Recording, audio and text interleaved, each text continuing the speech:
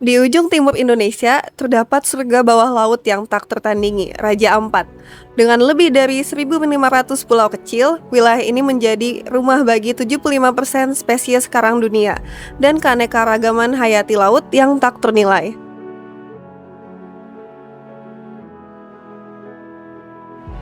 Tiap hari, surga ini menghadapi ancaman baru yang datang dari dalam bumi sendiri. Ambisi pertambangan nikel. Indonesia memiliki 22% cadangan nikel di dunia.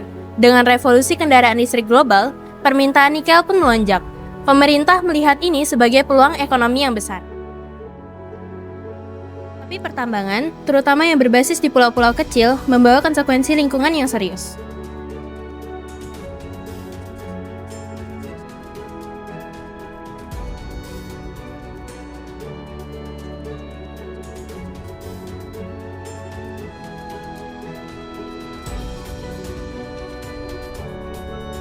Pertambangan nikel melibatkan penggalian tanah dalam skala besar, menghasilkan limbah yang dapat mencemari perairan, mengancam ekosistem laut yang rapuh seperti di Raja Ampat. Disinilah kita sampai pada pertanyaan penting. Bagaimana ambisi pertambangan berinterelasi dengan prinsip kemanusiaan? Prinsip kemanusiaan pertama, hak atas lingkungan hidup yang sehat. Setiap manusia berhak untuk hidup di lingkungan yang sehat. Masyarakat Raja Ampat bergantung pada laut yang bersih untuk makanan, mata pencaharian, dan identitas budaya mereka. Prinsip kemanusiaan yang kedua, keadilan antar generasi. Kita meminjam bumi dari anak cucu kita. Merusak ekosistem Raja Ampat berarti mengambil warisan alam dari generasi mendatang. Prinsip kemanusiaan yang ketiga, hak masyarakat adat. Masyarakat adat Raja Ampat memiliki pengetahuan turun-temurun dalam mengelola laut.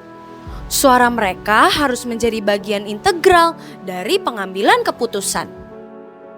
Gimana sih sebenarnya pertambangan nikel itu bisa mengancam Raja Ampat?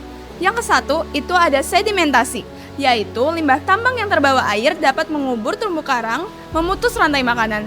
Yang kedua ada pencemaran kimia, yaitu logam berat dari aktivitas tambang dapat terakumulasi dalam biota laut. Yang ketiga itu ada perusakan habitat, yaitu infrastruktur tambang dapat merusak daerah pemijahan dan pembesaran ikan. Yang keempat itu ada perubahan pola arus, yaitu struktur fisik tambang dapat mengubah sirkulasi air yang vital bagi ekosistem.